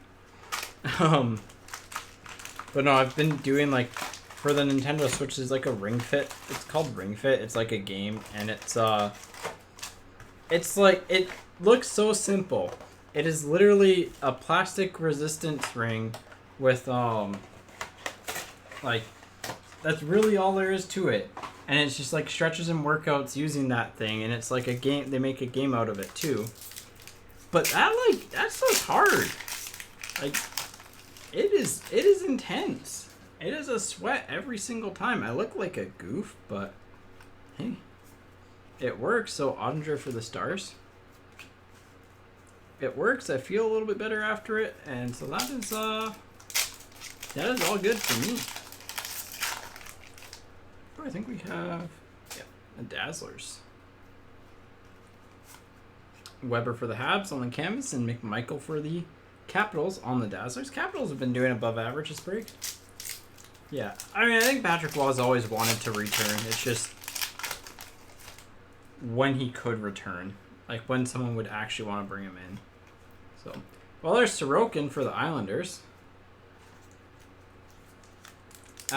So now it's just Cousins left. We got 3 boxes to hit a Cousins. I would stay away from him personally, as if I'm hiring. His record in Colorado wasn't great. I mean, especially with the amount of control he wanted. But maybe he was just over-involved. You could argue that, and I can hear that argument, but I don't know. I'm not sold on him being better than 32 other coaches out there. So, Hedman for the Lightning on the retro. Like, I think, is it Gromberg in Sweden? I think he'd be an interesting coach. I think the Lars Eller's dad, I forget his name, would be an intriguing coaching option. Just what he's done with the Danish national team. But again, it depends on like how they're able to get the most of their skill players. So, Gage Quinney, that's a young gun we haven't hit yet for Vegas. So, I hope like NHL as a whole starts turning to like newer coaches rather than going through the recycling pool. Latunov for the Sharks on the rookie portraits. Just because, like, you know, if you keep on having the same coach that's been fired 10 times, like, there's a reason why they've been fired 10 times. That Bruce Boudreau is my exception to that. I think he's a good coach that's just gotten unlucky in the playoffs. But Gross for the Yotes on the Young Guns. But, like, I don't know. And even with Boudreau, I still don't see the point in hiring him over some other players. Oh, well, oh, that's okay. Nice little Timmy Stutzla for the Senators on a Young Gun canvas. That's a nice pull. Who had Ottawa? Tony? Tony, I think it's your first time breaking with us too, if I'm not mistaken. Or one of them. Nice little Stutzla Young Gun canvas. Actually, you know what? I'm sorry, Carter, but you're gonna go nap time. There we go. Yeah.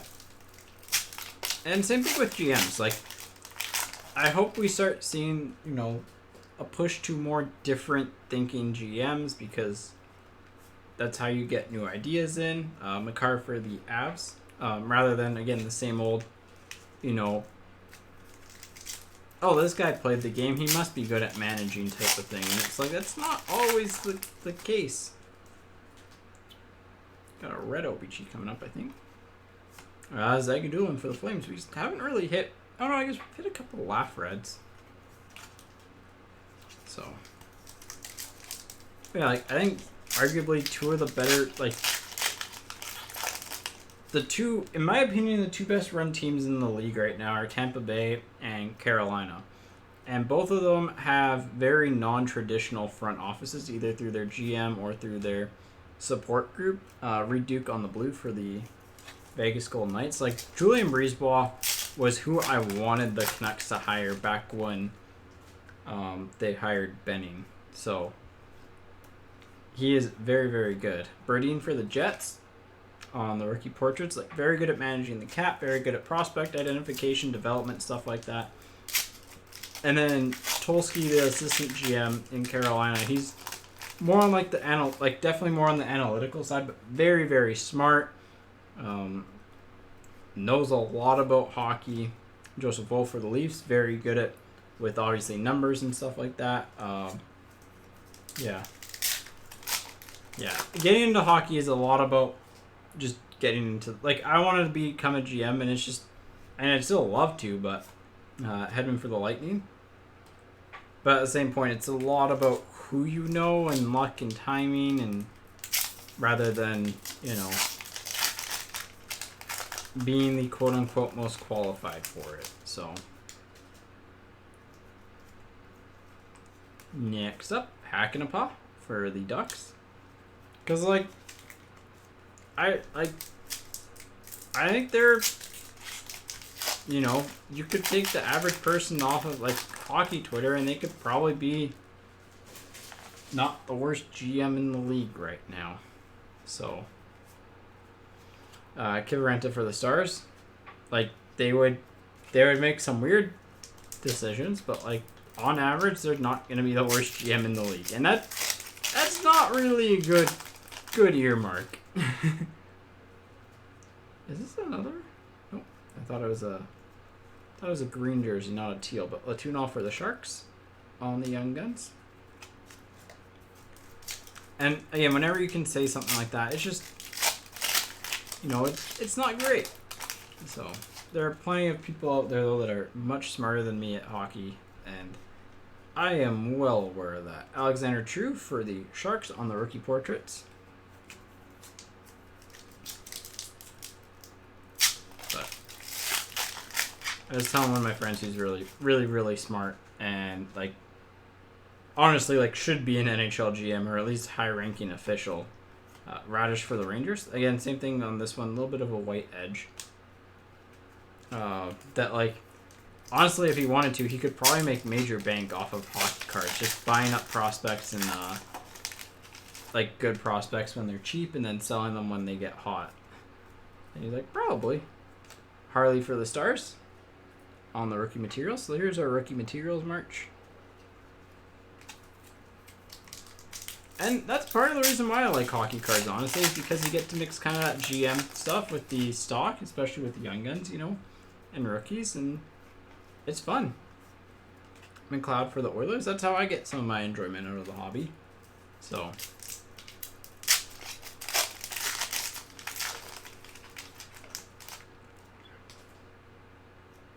next up, still no exclusives yet. Harley for the Stars. And French variation and Carey Price for the Habs. Honestly, I'm just going to sleep and top load that one. Price for the Habs and a French variation. Legitimately probably the top 5 one that you could get. So we'll top load and sleeve that one.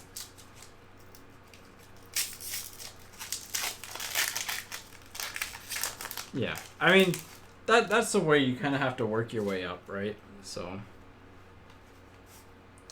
Hamilton for the Hurricanes, and try to do as much co-op as stuff, so just getting your foot in the door is the biggest thing. And I hope we see more paid internships in sports, because one of the biggest things when I was in university is that I was lucky that I could take an unpaid internship with early on. Delandria for the Stars on the OPG rookie. But if you're someone who again, I was very lucky, but not everyone will have the same fortunes as me in that regard. So not everyone can go that long. So I hope we start to see, especially hockey. Hockey can be pretty old school when it comes to stuff like that. I hope we see that shift over the next little bit. And just, people are doing good work for you. Pay them, right? So, yeah, the internships are nice. But especially if they're paid internships, that is the dream. So co-op is essentially what they're called up here. Or, well, at least a couple of the bigger universities up here call them co-op. My brother, he does computer stuff, and he did a couple, and really, really helpful, because it gets you that experience. So when when you're graduated, you have this resume of yeah, I worked at these great tech firms. Here's the work that I did. Here's my performance reviews, and that really helps you long term. So. Ooh, this is box 87, by the way, on the NHL serial number, and 86 on the back. I don't think there's a Crosby that we can get in here that'd be extremely... Oh, no, there's a Program of Excellence Crosby. But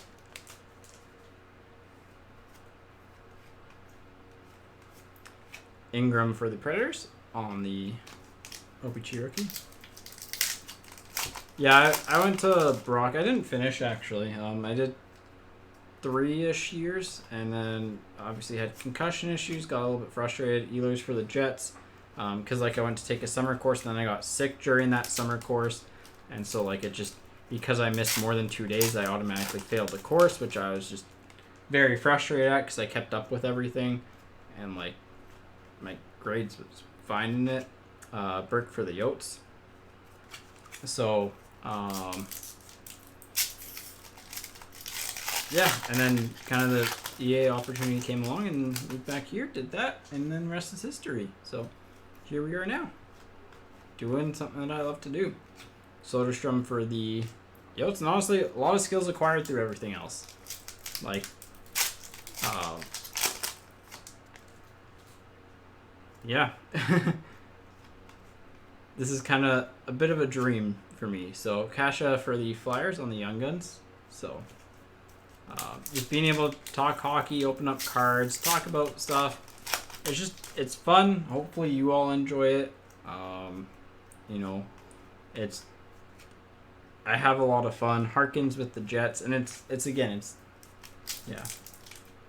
a lot of fun. So I will say one of the sport management courses was essentially, I think we were the kind of first year that it got offered, one of the courses, like specific courses.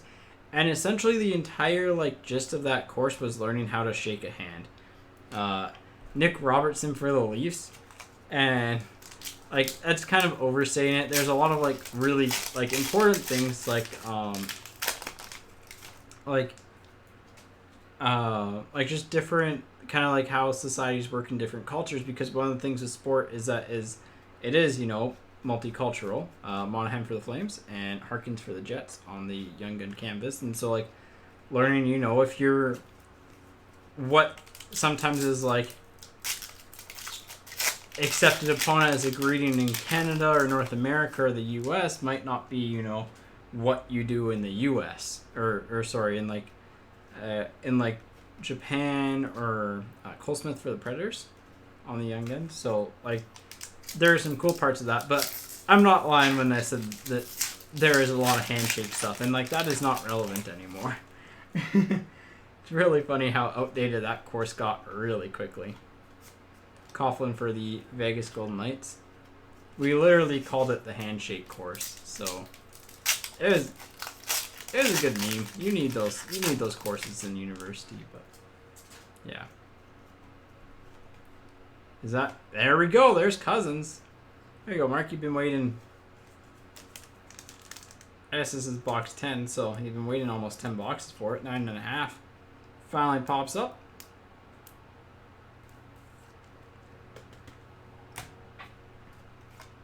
After this box, I'm just gonna take a little bit of a swig of the Gatorade again, because my voice is going a little dry. Ingram for the Predators on the portraits. But yeah.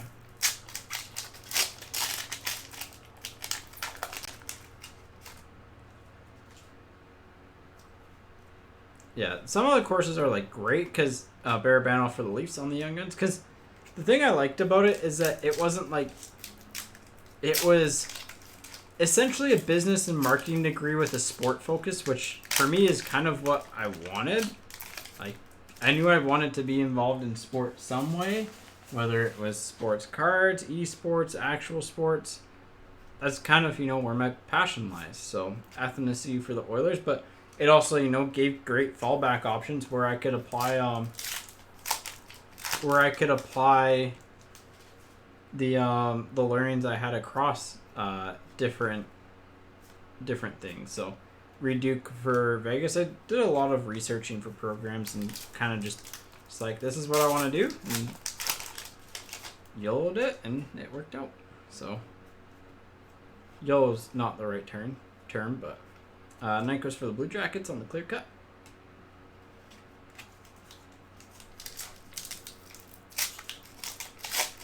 Yeah. And like, I find learning it in that context also helps me understand it more too. Entwistle for Chicago. So. Yeah. If you have you done event planning yet? I know at Brock there's a really, really good event planning one. That one was honestly one of the most valuable things. Lindstrom for the Red Wings on the rookie portraits, and Mantha on the French variation for the Red Wings. Like just event planning in general. That course was one of the few courses that actually translated across like everything I've ever done. So Shellman for the Sharks on the Young Guns. That, and I took the other big one that I took was like kind of an elective, was an Excel one, and do not regret that. Excel should be mandatory at this, like if you're doing anything management related, in my opinion. It's just so useful. Next pack.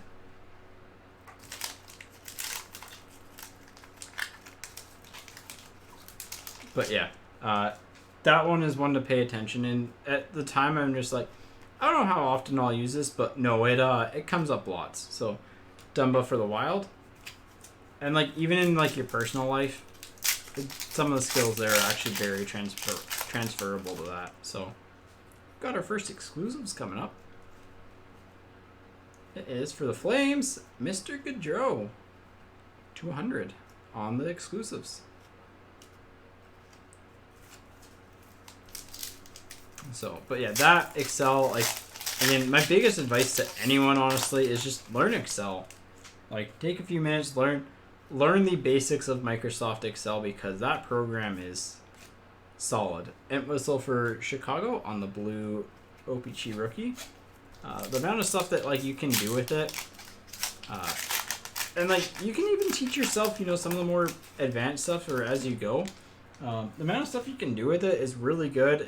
You don't have to learn, like, kind of the coding that you do with R or Python.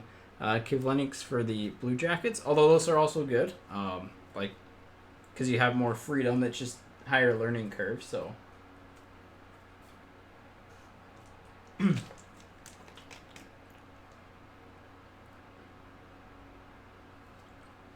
But yeah, like this, if I didn't spend, you know, a little bit of time in Excel and figuring out how to do it, because it's just all like, for the team viewer, it's an Excel thing, right? It's I didn't have to actually like go through and type out each name, which would be painful. I actually wouldn't be able to do that during a break because that takes up way too much time, right? So it all kind of pulls data based off of the prior sheet and then organizes them alphabetically, which is great, and also helps when I'm sorting too, right? I have similar formulas that pull in from other resources.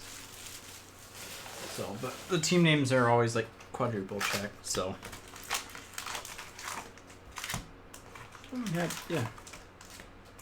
So. Yeah, like Excel's super cool.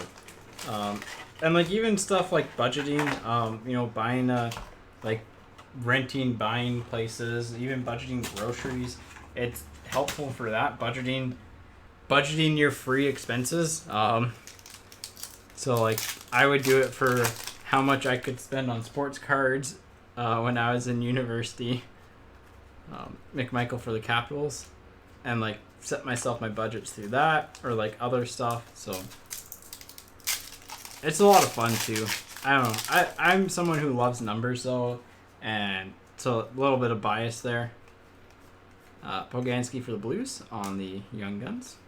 So like I love math. Math it's one of those things, like, just love the problem solving side of it, so I've always kind of like taken a liking to it.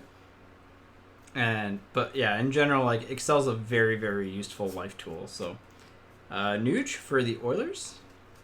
Speaking of Excel, I need to do a couple more breakdowns for products, because I think Trilogy's checklist is live. SPX I think just went live.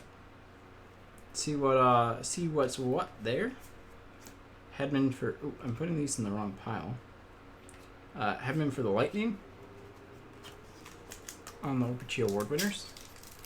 So yeah, we're kind of that was one of the main courses that I always or like one of the main things I'd always recommend. I honestly wish it was taught at school level. Exclusives of Yossi to 100 for the Predators.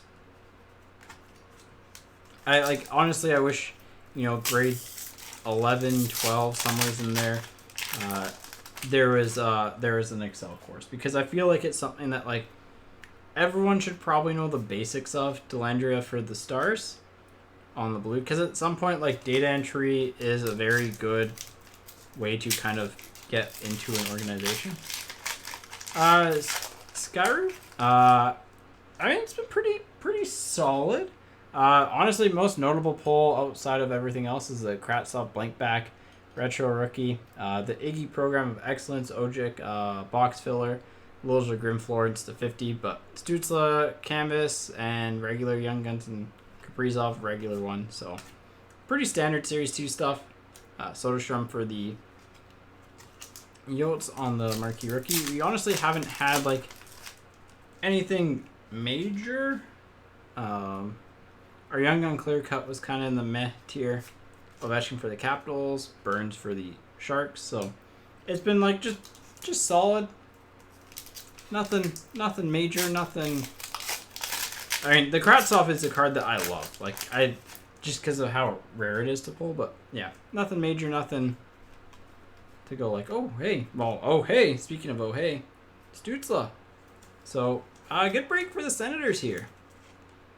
Get 2 Stutzlas and a canvas. Hey, maybe we can get a French Stutzla to finish it off.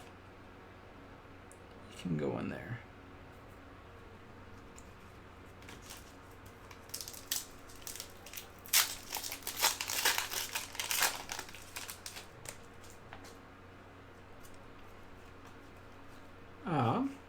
We have a Bobby Ryan for the Ottawa Senators on the retro. But yeah, it's been a solid break. Again, your standard stuff that you'd expect to see with the sprinkling in of the Kratzov. No Young Gun exclusives yet, but we did just hit back to back. And we have 4 total jersey cards, so we should probably have 2 left in the upcoming boxes. Pino for the Capitals. So yeah. It's one of those things that nice. I'm looking forward to football tomorrow too, because like honestly I'm just looking forward to Prism and trying to get something good out of Prism. We have not had any luck with Prism blasters on breaks. So Soderstrom for the Yotes. But yeah, event management's one that like it's a lot to process at first depending on your prof, but just learning how to plan events and like how to kind of set stuff down is really transferable to life. So Kivaranta for the Stars, like for example, when you're it sounds silly, but like if you're in 5 years from now hosting a party at your house type of thing, organizing when you expect people to arrive, what food you need to get, when you need to get it, so when if you're organizing it a couple weeks out, you're actually ready for it. And Malcolm for the Penguins on the canvas. It sounds really silly, but it does help in real life. Mitchell for Chicago on the Young Guns. So my voice is definitely a little bit on the raspy side. I'm not used to talking for 2.5 hours straight, so gotta work my vocal cords back up again. Regula for Chicago. Actually, like, tried to do a little bit over the past couple days, but Shellman for the Sharks. So I think we still have a French realistically the only pull that we know we have left is a French variation Young Guns. That is the only card that we haven't hit our regular allotment of that we should hit. Joseph for the Penguins. Everything else is kind of spoken for.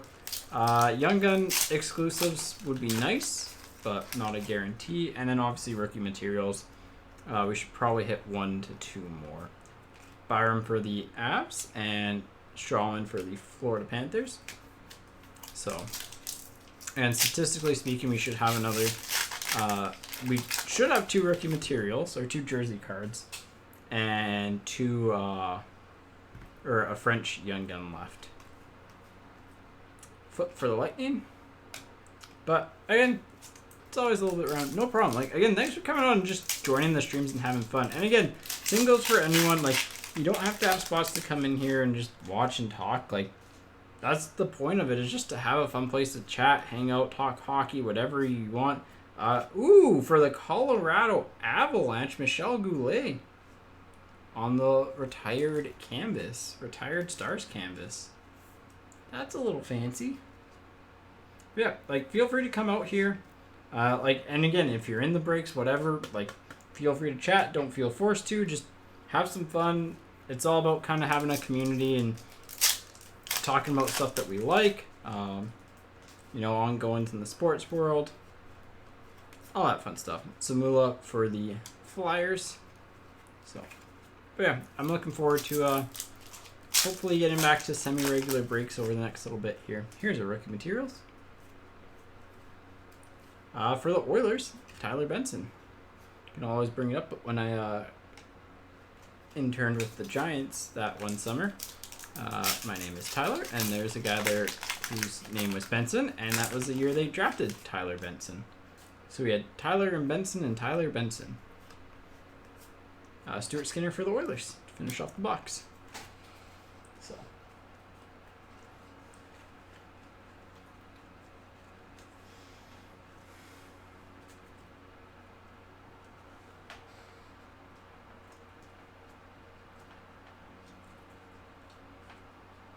All right, final box here. Again, really, what we should be looking for in this box is jersey card and probably a French Young Gun. Yep, something like that. It'd be nice to get Young Guns exclusives at the same time, but no guarantees on that. We have hit 2 exclusives, and generally speaking, 2 to 3 exclusives per. Like 2 exclusives is the average per case. Sometimes you get 3, but this year it's definitely, they seem to be falling a little bit less frequently. Alright. Box is done. We'll see over the next little bit. Just some background. I've been having some health issues, so yeah, it's that's why there haven't been breaks over the past little bit, but I think there'll probably be some different basketball breaks coming up. If all goes according to plan, we will have one next week. But again, that's if all goes according to plan. Regula for Chicago. So everything's up in kind of in the air.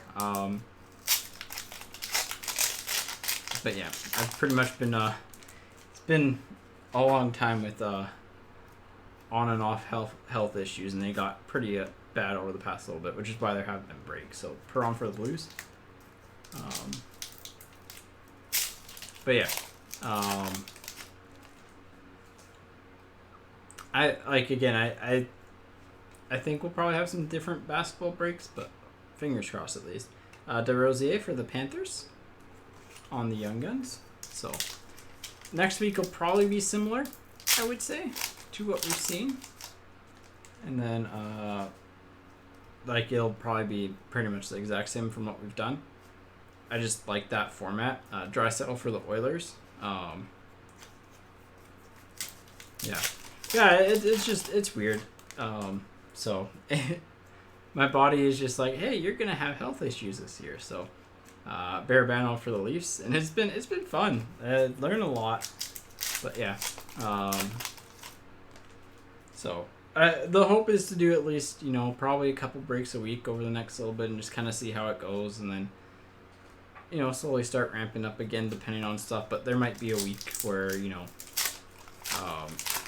I might not be able to just because I have to get some testing and stuff done. So, but we will see. I'll try to keep the disruption to a minimum so everyone can get breaks in and have some fun. I like doing them too, so I hate being away from them. That's Krebs for the Golden Knights. But yeah, mainly like hobby wise, it'll mainly be hockey. Don't really get hobby basketball and stuff in. So, but yeah. We got a Dazzlers of Liljegren for the Leafs and Brome for the Red Wings on the Young Gun canvas. Red Wings have done okay. So,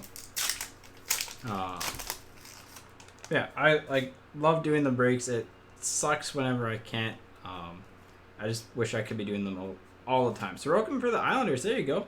Daniel, you held on to them this time. Good job. Last time you traded them away, they did really well. So,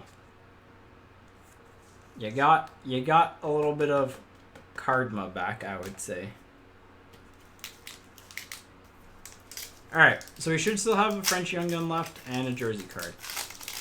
Like, technically speaking, those are all we have left. those are my expectations for the box. If we don't hit the jersey card, that's not the biggest deal. The French Young Gun, I would like to hit. Ustimenko on the retro for the Flyers, although I wouldn't be surprised if the blank back takes up one of those spots. But yeah, product-wise, like, you may see the new hockey hobby products just because that's like a known thing that we'll get some of at least. But yeah. Mikola for the Blues on the Young Guns. So I would have loved to get like golf and stuff in, but it's just so heavily allocated that like it's just so short printed. It's crazy. That stuff is flying. Hacking a paw for the Ducks. Like even things like soccer. I mean, just even things like hockey or like, I mean, hockey's even tough and it's not the biggest. So, Laurent for the Hurricanes. So, yeah, I'm looking forward to the upcoming breaks again. Probably basketball and hockey. Yeah, literally anything nowadays. Like hockey's honestly probably like it's kind of funny because it's doing insanely well. Gensel for the Penguins, but it's like one of the like least popular ones.